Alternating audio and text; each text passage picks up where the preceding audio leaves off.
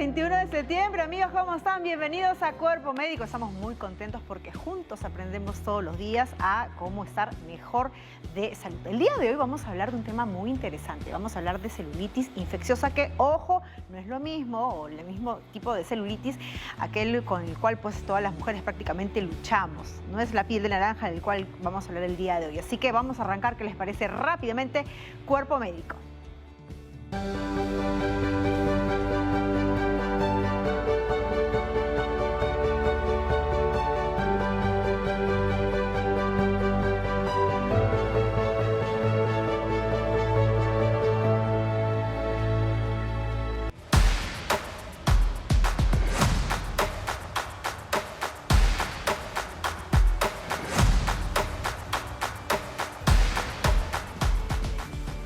Ahí está, pues el día de hoy una especialista va a responder todas sus consultas en relación a la celulitis infecciosa, qué lo puede originar, si de repente pues la picadura de un mosquito, un rascado, un raspón en la piel podría desencadenar esta celulitis infecciosa si es que por ahí pues alberga a una bacteria, un hongo. Bueno, todo eso se lo vamos a preguntar al especialista. Antes veamos como siempre un informe y entramos ya con las preguntas.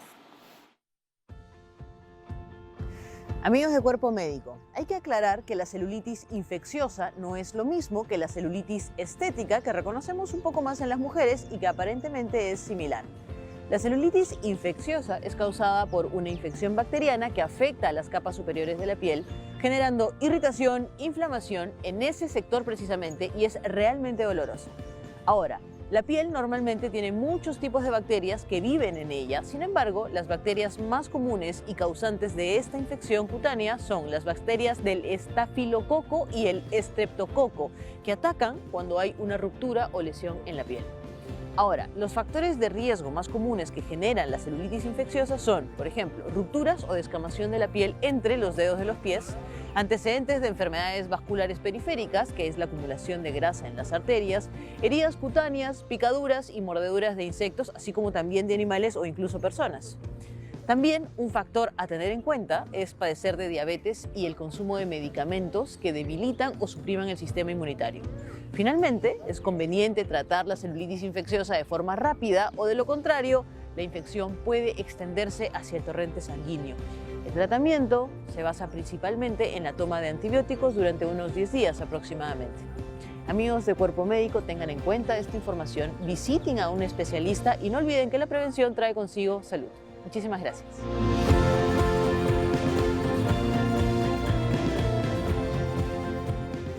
Ahí está, sobre todo eso siempre se lo decimos, no normalice los malestares, no normalice de repente por ahí pues una picazón, una heridita que usted de repente dice, solito apareció, de repente solito se va. No, siempre hay que acudir al especialista.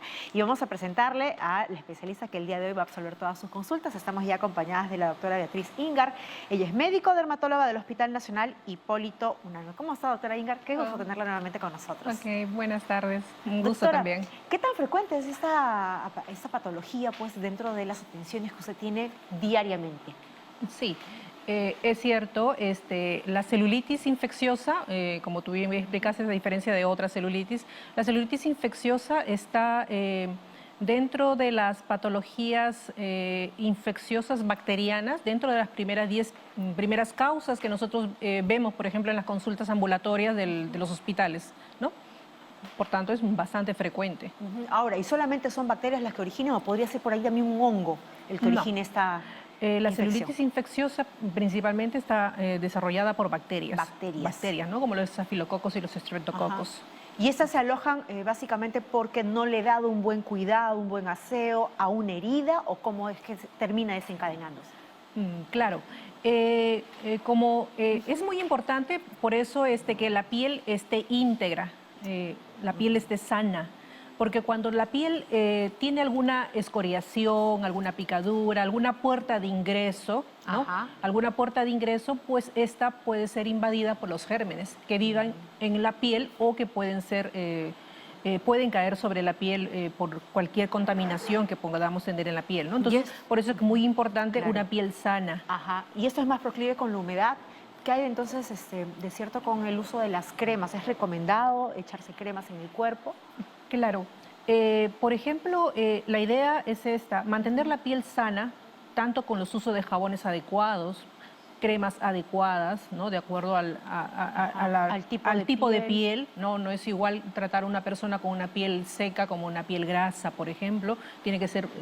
Debe ser relacionada al tipo de piel que cada persona tiene. Claro. El jabón también, un jabón suave, no con mucho detergente, para no dañar la membrana de la piel, pero también no dañar el manto hidrolipídico que tiene nuestra piel, ¿no? Y toda la microbiota, que son los componentes de nuestro organismo, que son nuestras defensas. Entonces, antes de ir justamente con la primera consulta que llega desde Jesús María, ¿es recomendado el uso de esas cremas diarias posterior al baño? En algunos casos, por ejemplo, tenemos mucha población, por ejemplo, que tiene la piel seca, ¿no? Entonces, en ellos, o los otros, por ejemplo, tenemos muchos niños que son atópicos, los niños que son alérgicos, que le conocemos, ¿no? Por ejemplo, si ellos tienen una característica en la cual la piel es seca, entonces en ellos sí tienen que utilizar para poder humectar o remedar lo que la naturaleza no le dio para poder mantener esa piel sana, esa función de permeabilidad. Vamos, doctora, ¿qué le parece hasta Jesús María? Rosario tiene una consulta. Rosario, gracias por llamar. ¿Cuál es tu pregunta? Buenas tardes. Muchas gracias por la respuesta. Gracias por el programa. Mi pregunta es, ¿una persona que tiene psoriasis puede sufrir de celulitis infecciosa recurrente? ¿Cómo se trataría? Perfecto, buena pregunta. Psoriasis, doctora. ¿También podría haber ahí? Sí. Por ejemplo, como te comentaba, cuando la piel tiene alguna enfermedad, ¿no? O tiene alguna puerta de ingreso, por ejemplo, la psoriasis es un paciente que tiene dos componentes. Uno es que tiene una microbiota, o lo que antiguamente se llamaba flora cutánea, anormal, donde hay gérmenes patógenos que pueden convertirse en causante de enfermedades, por un lado, tan igual como los niños atópicos, por ejemplo, que también tienen ese componente anormal en la piel patógena, que si encuentran una puerta de entrada, pues van a presentar, a colonizar, a hacer infección. Y por otro lado, el paciente con psoriasis pues tiene una piel con unas lesiones inflamatorias que hacen que la piel sea permeable, o sea, se convierte en una puerta de ingreso. Y esas heriditas de por sí son la celulitis infecciosa. O sea, ¿se presenta ahí o es otra herida? No, es la puerta de ingreso. Tiene que haber siempre una puerta de ingreso para ver celulitis. Por ejemplo, en caso de psoriasis, la psoriasis tiene unas lesiones que nosotros lo llamamos en placa, se pone roja la piel y se descama. Entonces, esas escamas, esa inflamación son puertas de ingreso para las bacterias que caen sobre la superficie. Imaginamos de la que piel. en esos casos el tratamiento es, como es una enfermedad crónica, permanente, con chequeos para justamente evitar... Para evitar esas puertas de ingreso cerradas. Perfecto, muy bien. Vamos hasta Comas, doctora Victoria. Gracias por llamar. ¿Cuál es tu pregunta? Muchas gracias. Quería hacer la pregunta. Yo en primer lugar, soy diabética, pero me están saliendo ya hace un buen tiempo por diferentes partes del cuerpo, como unas escamitas que me dan escozor. Entonces ya me he rascado, ¿no? Y el que está en la pantorrilla, por ejemplo, se vuelve como heridita. ¿Eso es una celulitis? Perfecto, muy bien. Gracias, Victoria, doctora. Escamitas. Sí. Otro componente, por ejemplo, un punto importante, por ejemplo, de la paciente que dice, o la persona que consulta, es el ser diabético. El ser diabético también es una condición Ya es un factor de riesgo. Es un factor de riesgo, ¿no? Un factor de riesgo que hace que esa piel no sea normal, su naturaleza no sea normal, la permeabilidad no sea normal. Aparte, lo que es la parte que llamamos inmunidad, que también tiene la piel, ya no es la adecuada, o sea, no se sabe defender, ¿no? La piel en sí. Entonces, puede también hacer que esa piel haga cambios. Ellos se manifiestan, los pacientes diabéticos tienen mucho la piel seca, escamosa, lo que llamamos cerosis, cerosis cutis, piel seca, ¿no? Entonces, por ese mecanismo también puede, si este paciente pues se rasca, ¿no? Que normalmente pues no lo hace con las manos limpias, entonces puede provocar luego una celulitis. O sea, la celulitis significa que la zona se vuelve roja, caliente, dolorosa.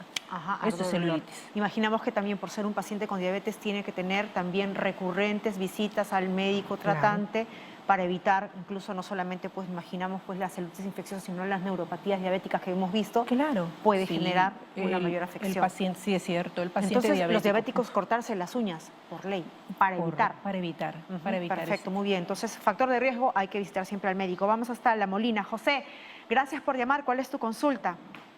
Buenas tardes, mi nombre Hola. es José Grado. Una consulta. Yo tuve hace 2 años y medio celulitis infecciosa, ¿no?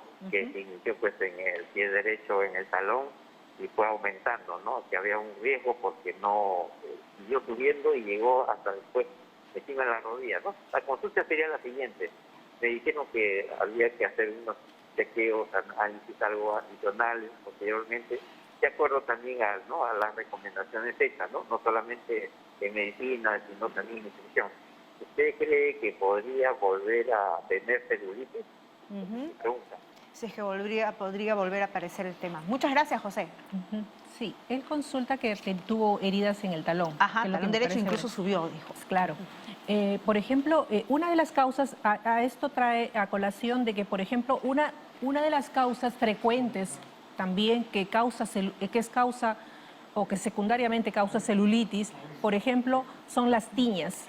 Las tiñas pedis, por ejemplo, Ajá. son puertas de entrada frecuentes, ¿no? Frecuentes de causar celulitis. ¿Por qué? Porque cuando hay tiñas pedis, pues tenemos descamación a nivel de entre los dedos, en la planta de los pies, ¿no? Hay heridas en la planta de los pies y por ahí también es una puerta de ingreso para que después yo a partir del pie, talón y pierna o muslo incluso, pueda desarrollarse lo que llamamos celulitis, que es el aumento de volumen, lo rojo que se pone en la piel, el calor e incluso le limita en caminar, ¿no? Hay Si uno se problemas para cura un caminar. episodio de celulitis infecciosa, puede volver a aparecer, Sí. como cualquier otra Sí, afección. si vuelve otra vez con Ajá. el mismo factor desencadenante de la O celulitis. sea, ¿no? si no se curó, no se cambió la causa, podría volver a aparecer. Podría volver Hay otra atención, vez. José, con esa orientación que te da la doctora. Vamos a Siquitos ahora.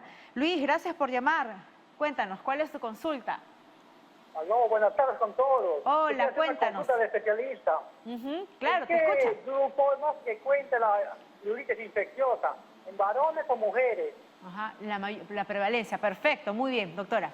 Sí. La celulitis es frecuentemente localizada en miembros inferiores. Es lo primero. Primeramente, siempre es mucho más frecuente en miembros inferiores. Y es cierto, en cuanto a lo que es la parte epidemiológica, es mucho más frecuente en varones. Ajá. ¿Por qué? Porque la causa asociada frecuentemente para desencadenar celulitis es tiña pedis.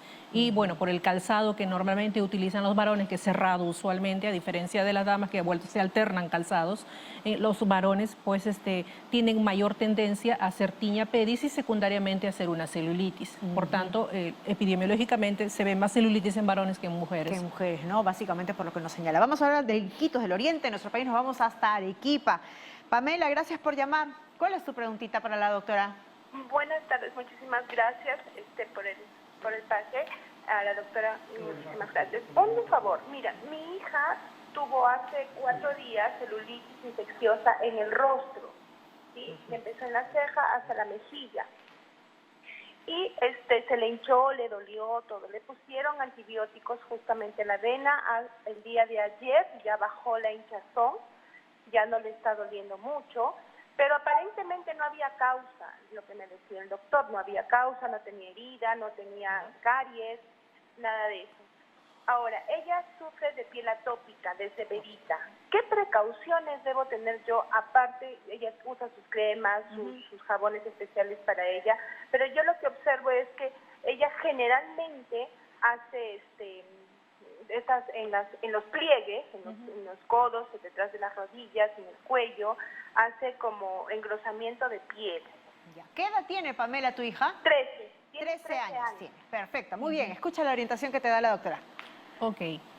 Como te mencionaba antes, los atópicos, ¿no? los atópicos. Ajá. Las pieles atópicas son personas que tienen una característica en la cual la piel es seca, la piel tiene este problema de las defensas, que es la inmunidad alterada, ¿no? Entonces, y una característica de las pieles atópicas es que pica. Entonces los niños o bueno, se puede dar en niños, en lactantes, en niños o en adultos. Tiene diferentes tipos de presentación. Entonces, la picazón, el prurito, hace que el paciente pues constantemente se esté dañando la piel y por tanto generando puertas de ingreso. Es un círculo vicioso ahí.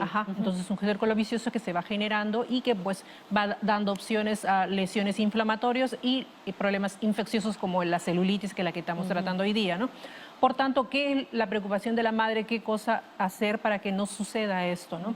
Importante por eso es el cuidado de la piel, los jabones adecuados de la piel, utilizar sus cremas de acuerdo a la atención que ella reciba de especialista, qué cremas utilizar para poder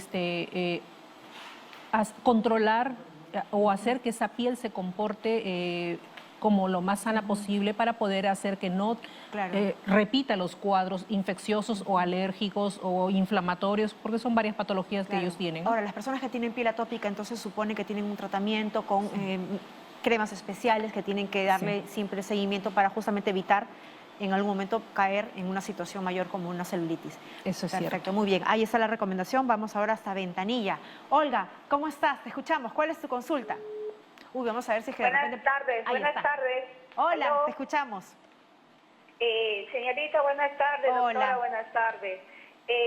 Mire, acá yo voy a hablar por mi vecino. Mi vecino es policía y cuando se internó en el hospital de policía no le encontraban qué era y le había salido en la pierna derecha como un volcán, una herida como un volcán y se le hinchó.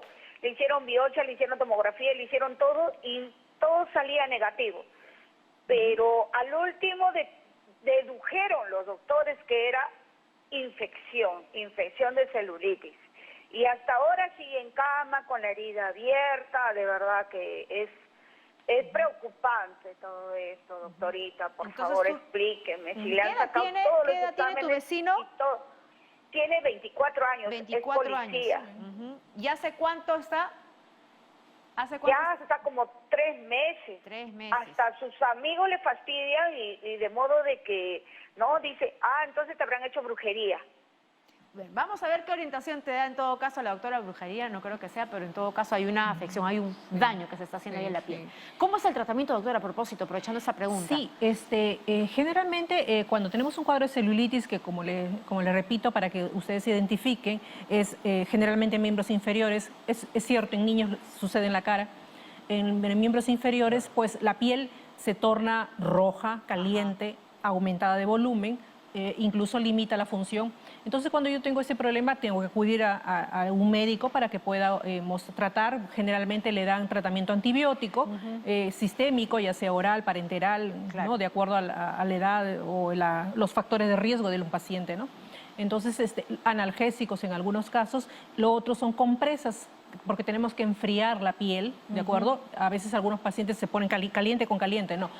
La piel está caliente, está inflamada, entonces tenemos que poner compresas frías en esa zona para poder aliviar. Por cierto, levantar levantar la pierna para poder mejorar un poco esa circulación de la sangre, para poder mejorar también, mejorar y también identificar la puerta de ingreso, ¿no? Si yo tengo una tiña pedis, también trataré la tiña pedis, ¿no? Y como te digo, las cuestiones locales, antibióticos. Generalmente una celulitis en los adultos también es importante el reposo.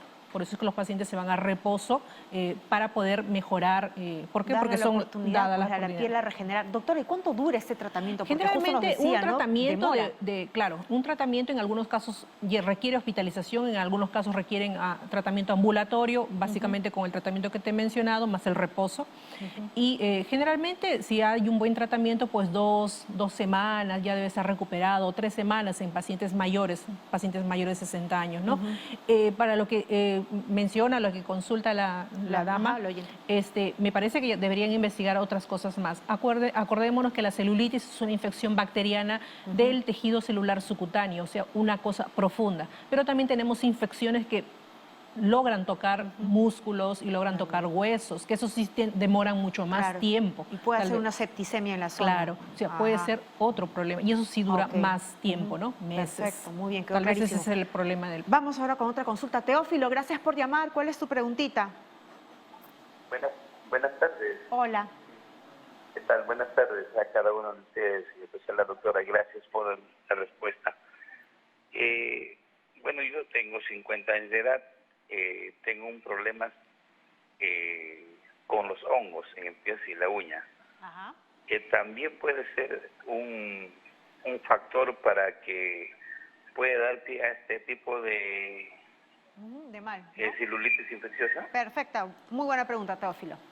Sí, esto, como te comentaba en minutos antes, ¿no? Por ejemplo, esa es la causa más frecuente de nuestros pacientes con celulitis en miembros inferiores, ¿no? Primero hay una micosis que no ha sido muy bien tratada o automedicada, no ha sido realmente tratada y que se convierte en una puerta de ingreso de estas bacterias, streptococos, estafilococos, y que tarde o temprano llevan a un problema de celulitis, ¿no? Ya empieza a tener todo el problema inflamatorio a nivel del pie, piernas e incluso llega hasta el muslo, ¿no? Entonces, por eso es que es importante el tratamiento de lo que es la celulitis, que es el proceso infeccioso bacteriano, y también la puerta de ingreso, que es la tiña. Y por tanto, por eso es la recomendación que todos los pacientes que tienen tiñas, pues lleven un tratamiento adecuado y completo para poder evitar la complicación secundaria que sería la celulitis. Claro, así que por favor no normalizar, si apareció solito, no solito se va a ir. Doctora, por favor, recomendaciones finales muy puntuales a propósito de la celulitis infecciosa. Sí, por eso es que muy importante mantener una piel sana. Eso es importante en cuanto a esto. Y la piel sana la tenemos que recomendar desde pues, el aseo con jabones adecuados, ¿no? Evitar jabones muy fuertes en nuestra piel. Acordemos que la piel, se sabe, tiene una particularidad especial, una normalidad que hace que nosotros nos defendamos. Evitar pues, infecciones en nuestra piel.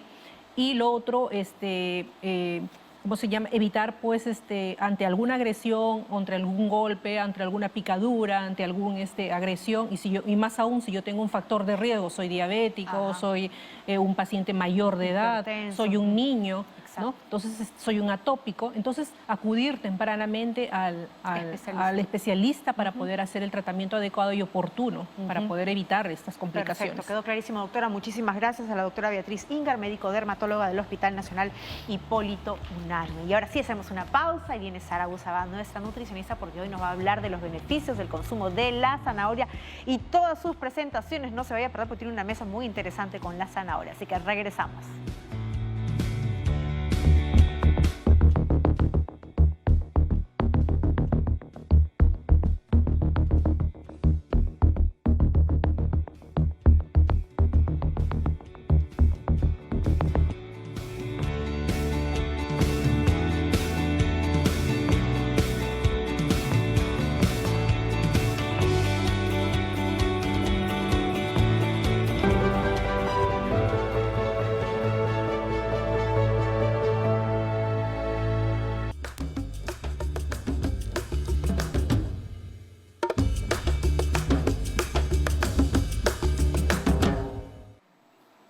Amigos, muy buenas tardes y bienvenidos nuevamente a Cuerpo Médico. Y en este momento de nutrición vamos a hablar de un vegetal, una raíz que seguramente está en la lista del mercado de todos los hogares todas las semanas.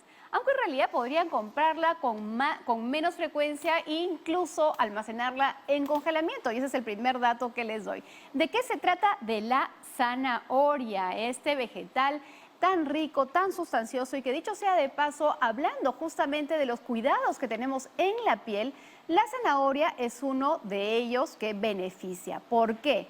Porque la zanahoria, a pesar de tener 89% de agua, es su mayor constituyente, es una excelente fuente de vitamina A, que es muy importante para el cuidado de la piel y de todas las mucosas de nuestro cuerpo. Recuerden que la piel no solamente es este tejido que protege todo nuestro cuerpo, sino internamente ustedes abren su boquita y todo lo que hay adentro son cavidades de tejido epitelial, es decir, piel. Pero ¿qué es otra de las cosas que la gran mayoría reconoce de las zanahorias? Justamente esa cantidad de vitamina A que es tan buena para la visión. Y ahí quiero desterrar un mito. Primero contarles que una zanahoria de este tamaño, que es más o menos mediana, puede cubrir el requerimiento de todo el día de una persona, tanto hombre como mujer, entre los 20 y 39 años. Mientras menos edad tiene, menor es el requerimiento. Pero esta zanahoria, al comérmela, muchas personas consideran que, ok, con eso ya no voy a tener problemas de la vista, o si tengo, por ejemplo, miopía, yo como la zanahoria y la miopía se me va a ir curando. Ese es un mito. El hecho de que tenga vitamina A quiere decir que contribuye en permitir la visión. Si yo tengo poca vitamina A en mi cuerpo, mi visión se va a afectar.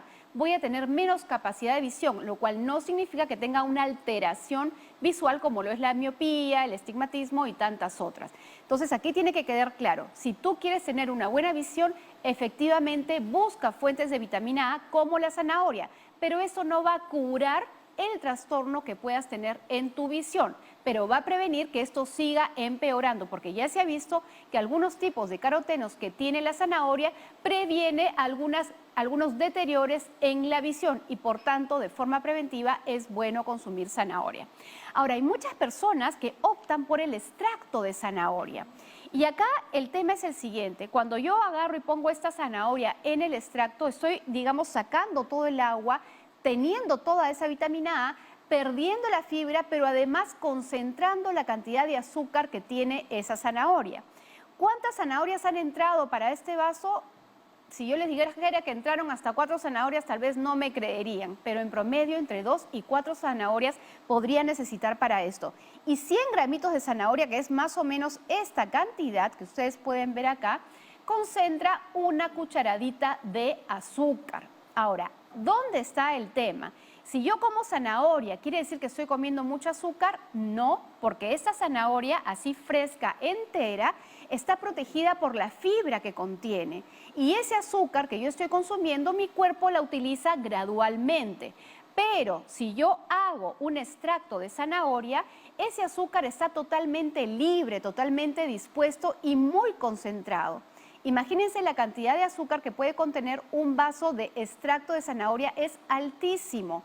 Y por tanto, aquellas personas que tienen resistencia a la insulina, son pacientes con diabetes, personas que están subidas de peso, personas que tienen hipotiroidismo, no es conveniente consumir la zanahoria en extracto, sino más bien así entera, por ejemplo, puede ser ralladita, si ustedes la quieren en una ensaladita, como ustedes la ven acá, puede ser parte de la ensalada cruda, o podría ser como bastones de zanahoria y es un excelente snack para poder incluso calmar la ansiedad de la tarde cuando uno tiene ganas de mascar algo, un bastón de zanahoria puede ser. Ahora, también pueden consumirla de esta manera, cocida, picadita dentro de una ensalada o por ejemplo dentro de un estofado que también va perfectamente. De hecho, ¿de qué manera yo, digamos, retraso la llegada del azúcar? Es con la zanahoria cruda, con la zanahoria cocida está más dispuesta, pero sigue estando protegida porque tengo el trozo entero. Ahora bien, si yo tengo, por ejemplo, el caso de un paciente que es un adulto mayor o yo quiero una cena ligera por la noche, preparar una crema de zanahoria es válido. Una crema de zanahoria yo no la tengo todos los días, la tengo eventualmente. Pero si estoy hablando de un consumo diario de zanahoria, la mejor manera es fresca, cruda o en todo caso cocida en ensalada.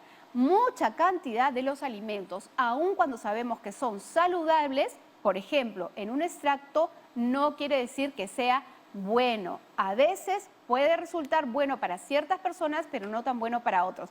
¿Quién sí se beneficia de un extracto de zanahoria? El deportista, que hace bastante trabajo físico y que puede, digamos, necesitar esta cuota extra de energía saludable, ya que viene de la zanahoria, que es un alimento totalmente natural. Quedó clarísimo, Sara. Entonces, la mejor manera de aprovechar esa zanahoria tan deliciosa es fresquita o de repente no cocida dentro de un estofado, en una ensaladita, pero preferible no si es que de repente no tenemos que cuidar el azúcar si es que es en un extracto. Quedó clarísimo. Ahí está. Muchas gracias a usted por su preferencia. Nos vemos a las 5 de la tarde que también tenemos programa. Nos vemos. Cuídense.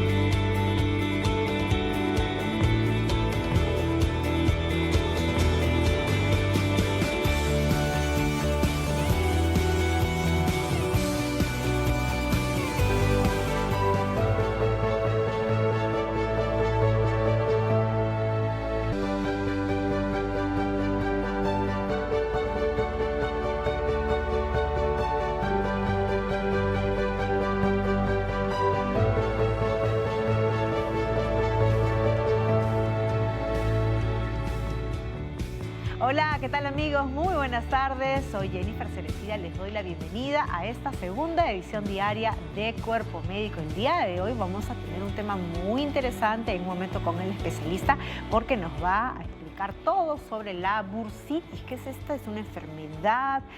Sé que tiene relación pues, que con el hueso, con el músculo. Cuando me duele la rodilla podría ser bursitis. Bueno, todo eso más adelante nos lo va a explicar un especialista que ha venido a visitarnos. Pero ahora es momento de empezar también con importante información nutricional porque Sara Busabá nos va a contar todo sobre aquellos alimentos que podrían maltratar nuestra dentadura. Así que empezamos ya de arranque esta edición con un momento de nutrición.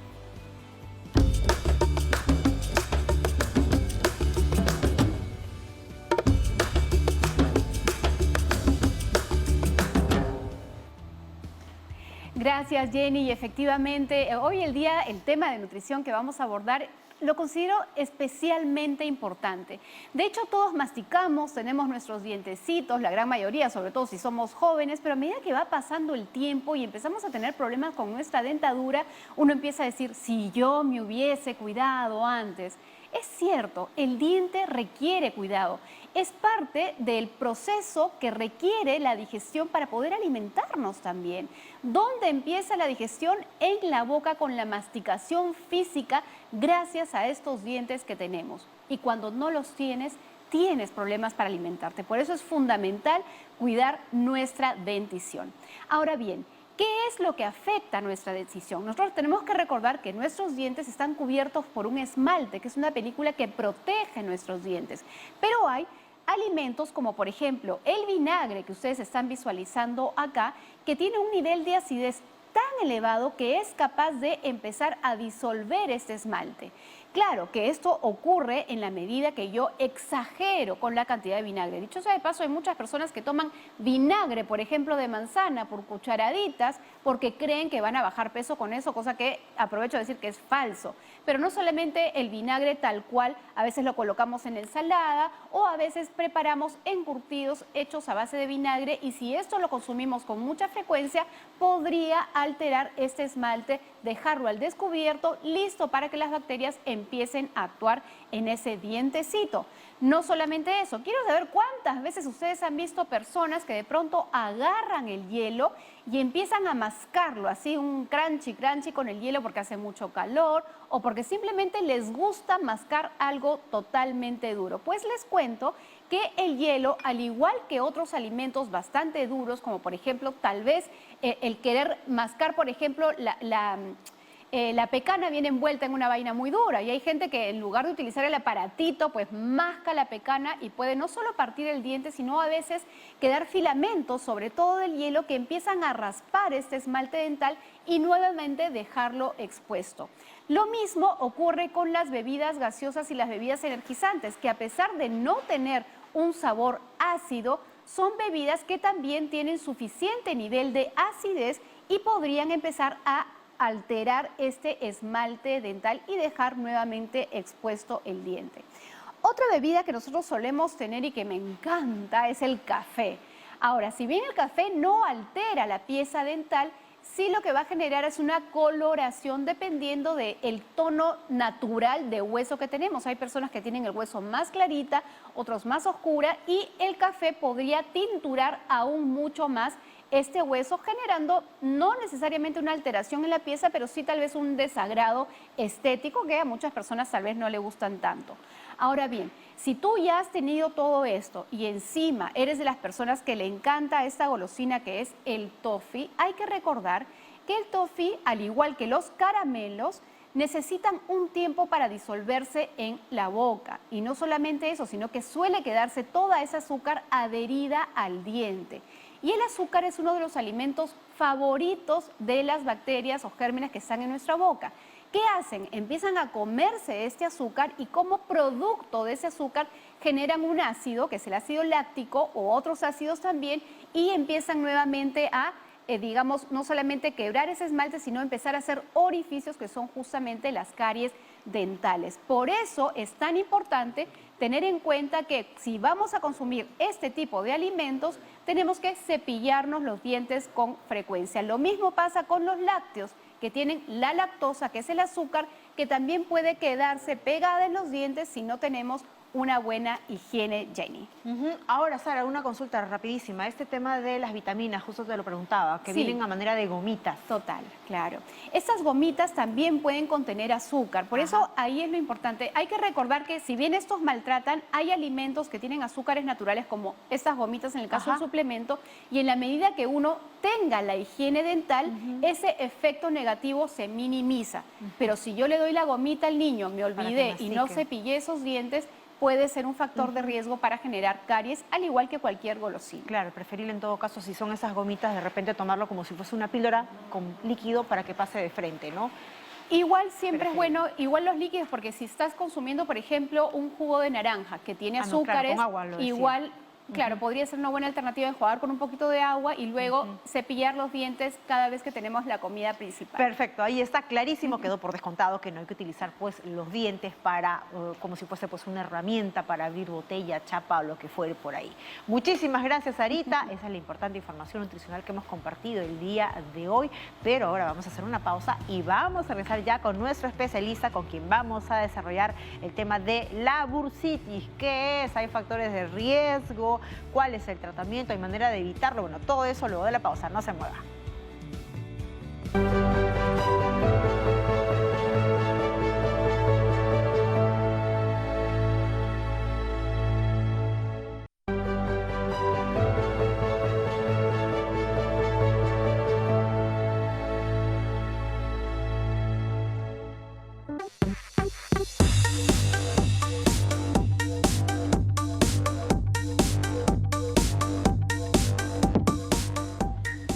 Ahí está, justo lo anunciado. Vamos a presentar rápidamente al especialista que el día de hoy va a desarrollar este segmento de un momento con el especialista. El tema es la bursitis.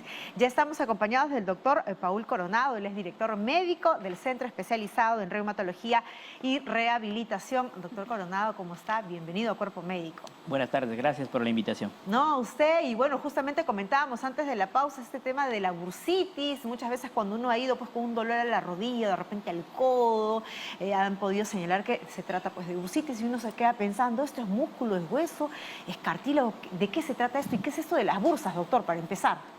Sí, las bursas o bolsas sinoviales son estructuras que funcionan como almohadillas en las articulaciones, ¿no? Principalmente en las articulaciones que tienen mayor movilidad. Tenemos miles de bursas, pero hay algunas que se pueden inflamar y que son las más conocidas, ¿no? O sea, y toman el nombre de la articulación. Estos son como unas almohadillas de líquido que ayudan prácticamente a que no haya fricción entre hueso, músculo. ¿Cuál es? Sí, son bolsas que funcionan como almohadillas que evitan la fricción entre los tendones, con el músculo y con el hueso. Eso quiere decir que en toda articulación tenemos una bursa y por tanto la bursitis podría ocurrir en cualquier parte de nuestro cuerpo donde haya alguna articulación. Sí, principalmente en las articulaciones diartrósicas, que son las que tienen mayor movilidad. Movimiento. Pero sí, efectivamente hay bursas que son almohadillas a nivel de todas las articulaciones, ¿no? Doctor, ¿y solamente enfermedades como la artrosis, que son enfermedades crónicas, podrían desencadenar esto? ¿O puede ser también una patología, una enfermedad propia de repente de quienes hacen un ejercicio, ¿no?, que de repente no es moderado, sino es excesivo, y están pues utilizando de repente mucho estas articulaciones, por ejemplo, como el correr, imagino, sin un adecuado pues zapatilla de deporte? Claro, podría ocurrir desde traumas a movimientos repetitivos, también enfermedades que pueden producir acumulación de líquido en las bolsas y producir una bursitis.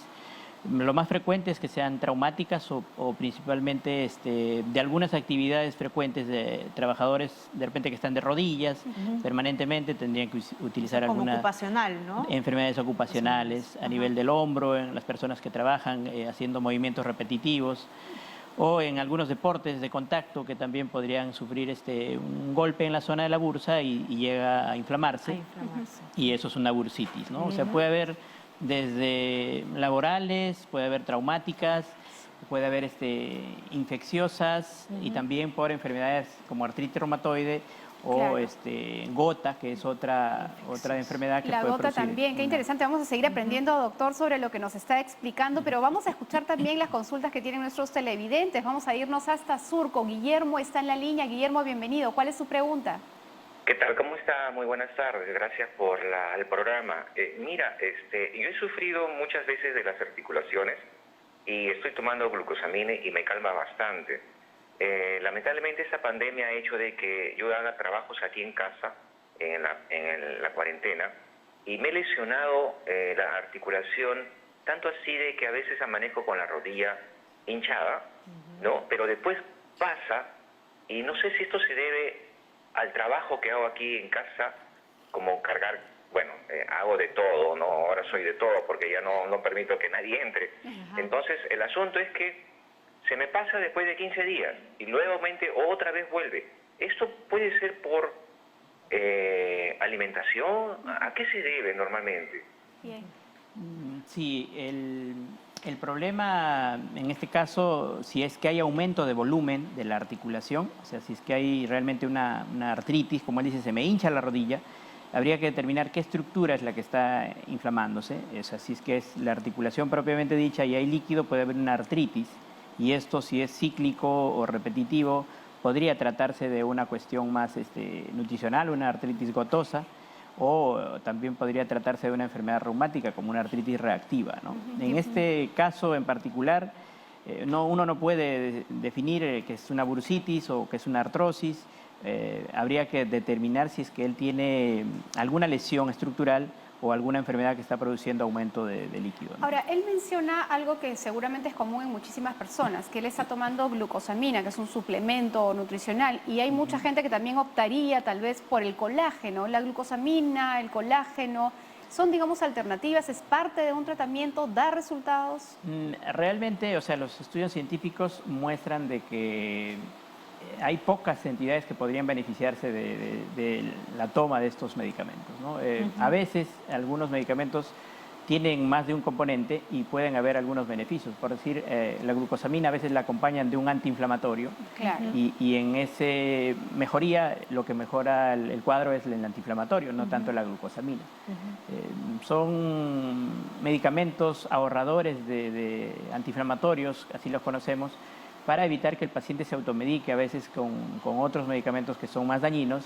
Entonces utilizamos colágeno o glucosamina, pero no tanto como un beneficio curativo, ni preventivo. Ni preventivo. Claro. Doctor, pero lo que sí, evidentemente, es la recomendación que hemos aprendido incluso, ¿no?, a lo largo de tantos meses en Cuerpo Médico, es que en principio no normalizar los malestares y segundo no pretender encontrar pues la cura de repente de manera sola, sino acudiendo al especialista. Y hablando de eso, ¿cuál es el tratamiento que se da a la bursitis? En principio, si me empieza a doler una articulación, el paso a paso, por favor. Claro, si empieza a doler una articulación y se determina que finalmente es una bursitis, ¿no? Luego del examen clínico hay sospecha, probablemente nos ayudemos de alguna imagen. En este caso la ecografía nos ayuda más que una radiografía, pero igual hacemos ambos estudios para descartar otras patologías. Una vez que ya determinemos que es una bursitis, si esta bursitis es traumática, hay que hacer un tratamiento en base a terapia física. Si el dolor es muy intenso, a veces hacemos procedimientos como infiltraciones con corticoides en la bursa específica y luego unas sesiones de terapia, ¿no? Si el problema es una bursitis por un cuadro sistémico de artritis reumatoide o gota, el tratamiento va dirigido a la enfermedad sistémica, a la artritis o a la gota, ¿no? Por eso es tan importante, como bien decías, acudir al especialista para que pueda dar justamente el diagnóstico preciso. Claro, incluso puede ser tantas cosas. Miren que dependiendo de dónde es la bursitis, el tratamiento puede ir cambiando. Así que el señor o el doctor Google, por favor, no es un buen consejero. Exacto, no acudan al doctor Internet ni al Google. Vamos con otra consulta. Así es, nos vamos hasta Lambayeque, allí está en la línea, se me fue el nombre, pero... Ahí está Natalie, ¿cómo estás? Discúlpame, Natalie, ¿cómo estás? Bienvenida. ¿Cuál es tu pregunta? ¿Qué tal? Buenas tardes. Un gusto. Lo que pasa es que mi pequeña tiene 9 años y mucho me sufre de dolores articulares. Entonces, unos me dicen que es por el crecimiento, pero sí ha llegado a preocuparme ya porque no es la primera vez, siempre me anda padeciendo de eso. Claro que sí, Natalie, creo que hemos comprendido, doctora, a los 9 años, dolor de articulaciones. Sí, escuché, su hija, 9 años y dolores articulares. a esa edad lo más frecuente son dolores de crecimiento, como parece que el pediatra ya le ha dicho. De todas maneras, al ser un cuadro repetitivo es preocupante, ¿no? Y son dolores nocturnos y intensos. Lo que hacemos principalmente es descartar que no se trate de alguna enfermedad autoinmune, alguna enfermedad reumática juvenil, haciendo pruebas de sangre. Y clínicamente también nos va a ayudar si esto es una inflamación de la articulación, de repente de algunas otras partes blandas, y en base a eso solicitamos exámenes de laboratorio, que es lo que sugeriría la señora, que acuda al reumatólogo pediatra para que determine con unas pruebas si es que esto es un problema inflamatorio de la articulación o del hueso, y si todo sale bien, como es lo más probable, se trata de dolores de crecimiento, que es muy frecuente, ¿no? Perfecto. Doctor, y en relación pues a la bursitis y el tratamiento que se da, también en este caso hay cuadros que son leves, que son más severos, y si es leve, ¿hay manera de que uno pueda aliviarlos o, digamos, no sé si es correcta usar esa palabra, curarlos en casa? Sí, el cuadro es leve, a veces solamente con terapias de frío y calor hay mejoría, y reposo obviamente, ¿no? Reposo, evidentemente. Reposo hasta que vaya pasando el cuadro, probar con una cuestión de terapia en casa. ¿Cómo es esto de frío y calor en casa? En los primeros días se utiliza hielo, ¿no? Si es una causa traumática, utilizar hielo unos 2 días en la zona de la lesión, unos 5 o 10 minutos, y repetirlo eso en el transcurso del día, ¿no? Y después de ya un par de días utilizar terapia con calor, y eso también ayuda. Pero si el problema persiste, sí hay que hacer pruebas, porque la bursitis, como bien señala, tiene sus grados, ¿no? Leve, moderado, severo, en algunos casos terminan en cirugías incluso, ¿no? Que son casos muy extremos, pero sí hay tratamiento quirúrgico, sacar la bursa, y ese es el tratamiento curativo en algunos casos, ¿no? ¿Y eso se da, doctor, al cabo de cuánto tiempo? Porque, digamos, de repente muchas personas que nos están viendo en estos momentos reconocen de que sí, tienen un dolor articular que es de repente hasta recurrente porque va y viene, ¿no? De acuerdo a la actividad que realizan, y pueden ir pasando muchos años normalizando incluso ese malestar, que bueno, total molesta algunas veces cuando de repente pues hago un poquito más de ejercicio o un movimiento, ¿no?, repetitivo. ¿Qué ocurre al cabo de cuántos años para tomar justamente las medidas correctivas? Lo que se debe hacer si es una cuestión ocupacional, ¿no? Hay bursitis en la rodilla, en las personas que se arrodillan bastante. Tendrían que utilizar ya dispositivos para evitar que esto se cronifique, ¿no? ¿Rodilleras? Rodilleras, de repente algunos tipos de implemento que la protejan, las zonas que están sufriendo permanentemente lesión o sufriendo permanentemente mucha inflamación. Entonces, inicialmente el cuadro, si es muy repetitivo, ya se tiene que pensar a veces en cambio de área, si es ocupacional, o si es muy repetitivo, investigar, porque si es algo cíclico podría tratarse no solo de una bursitis traumática, sino asociado al acúmulo de ácido úrico, gota, o alguna enfermedad reumática como artritis reumatoide o artritis reactiva, ¿no? Doctor, nos ha comentado que parte del tratamiento es el uso de antiinflamatorios. Y hay personas que de pronto tienen esta bursitis recurrente o que puede durar un tiempo más o menos prolongado. ¿Ese uso frecuente de antiinflamatorios puede generar algún efecto secundario o colateral, digamos, a nivel de repente del estómago? Sí, el uso indiscriminado de antiinflamatorios puede producir desde daño renal, daño coronario, daño hepático. Por eso es que nosotros, cuando ya esto es algo crónico, utilizamos más que antiinflamatorios a veces algunos analgésicos. Entonces, el uso de antiinflamatorios es por un corto periodo. Y para eso, si es que hay mucha inflamación, utilizamos otros antiinflamatorios más potentes como los corticoides de forma intralesional, ¿no? O sea, si la lesión es en el hombro, se infiltra el hombro para evitar el uso crónico de antiinflamatorios. Perfecto. Vamos con otra consulta. Sí, desde el Facebook, ¿no? Yo iba a agregar a eso también que además el reposo, ¿no? Realmente tratar de estarse quieto porque, claro, por un lado uno está con el medicamento tratando de desinflamar, pero si yo me sigo moviendo, pues no tiene mucho beneficio. Seguimos dando uso. y fricción a esa Sí. pobre articulación, ¿no? Cuyo bursa se está pues ahí pidiendo chepa. Sí. Vamos rápidamente al Facebook porque también llegan las consultas por redes sociales. Rafael Guerrido le pregunta al doctor Coronado, ¿en qué consiste el drenaje por bursitis de rodilla? ¿Debe ir acompañada de terapia necesariamente o qué cuidado se debe tener luego a propósito justo de lo que comentábamos del reposo, doctor? Sí, cuando hace alguien un drenaje, Ajá. quiere decir que ha sospechado de algún cuadro o de infección o de alguna patología diferente, ¿no? Lo que hacemos es extracción del líquido de la bursa, mandarlo a analizar para descartar que esto no se trate de una infección, de gota o de algún tipo de otra artritis. No es como un tratamiento, sino simplemente como parte de un estudio. Obviamente al hacer la extracción eso va a aliviar la molestia, pero ya si uno ha pensado en hacer una extracción de la bursa, quiere decir que está sospechando no solo en una cuestión traumática, sino en una enfermedad sistémica. El cuidado posterior a eso, bueno, debe, obviamente se hace bajo los parámetros necesarios para evitar que esto se infecte. Luego de eso tiene que reposar. Y posteriormente, si el estudio de líquido sale todo bien, no hay infección, no hay otra patología, lo que hacemos es infiltración de la bursa, ¿no? Doctor, ¿qué enfermedades están asociadas a la bursitis? Principalmente las más comunes son gota y artritis reumatoide, esas son las más comunes, que se asocian a bursitis olecraneana en el codo, bursitis en la zona de la rodilla, en las caderas. Y son patologías bien dolorosas que lo bueno es que sí tienen buen tratamiento, buen pronóstico, con infiltraciones o terapia, eso es a veces curativo. Perfecto, vamos rápidamente a otra consulta, Sarita, nos vamos hasta Surco. Silvia, gracias por llamar, ¿cuál es tu pregunta? Buenas tardes. Y bueno, yo tengo bursitis hace muchos años en el hombro, ¿no? Y me infiltraron y me fue muy bien, pero ahora han pasado varios años y me están doliendo los dedos gordos de las manos. Entonces, quería saber si eso se asocia a la bursitis. ¿Qué relación hay? Perfecto. Claro. No tiene relación, ¿no? O sea, las bursas son anatomía local, ¿no? A nivel del hombro, la infiltración ha sido a nivel del hombro.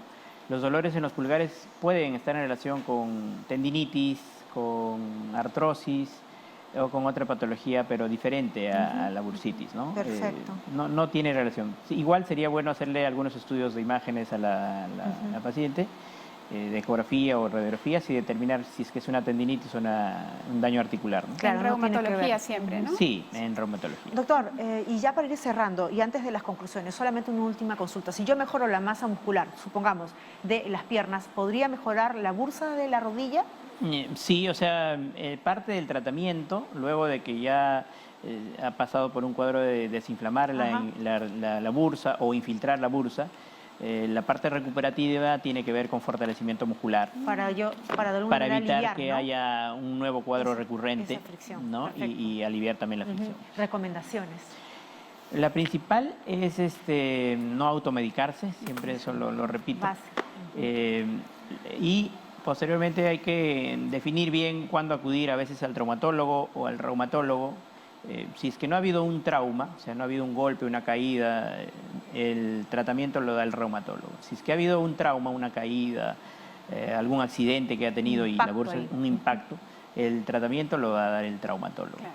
Y si es que hay algún cuadro de dolor crónico, necesariamente se tienen que descartar patologías sistémicas con pruebas sanguíneas y de imágenes, ¿no? Ahí está pues la importancia de no normalizar ningún malestar, dolorcito, achaque que uno pueda tener. A veces tener. algunos señalan de que, bueno, ya por la edad me está doliendo, entonces uno se trata, no es así, ¿no? O sea, los dolores son indicativos de que hay alguna lesión, ya sea esto crónica o aguda o subaguda, pero tienen tratamiento. Entonces la edad no nos debería doler. No, y si hay dolor hay tratamiento para ese dolor. No debería doler. Perfecto, muy bien. Agradecemos pues al doctor Paul Coronado, director médico del Centro Especializado en Reumatología y Rehabilitación. Y nosotros tenemos que decir muchas gracias por su preferencia. Recuerde que usted puede ver este y otros de los episodios de Cuerpo Médico a través del canal de YouTube de TV Perú. Entra y encuentra el link pues, de Cuerpo Médico y puede volver a ver este programa. Nos vemos a la próxima. Chao, cuídese.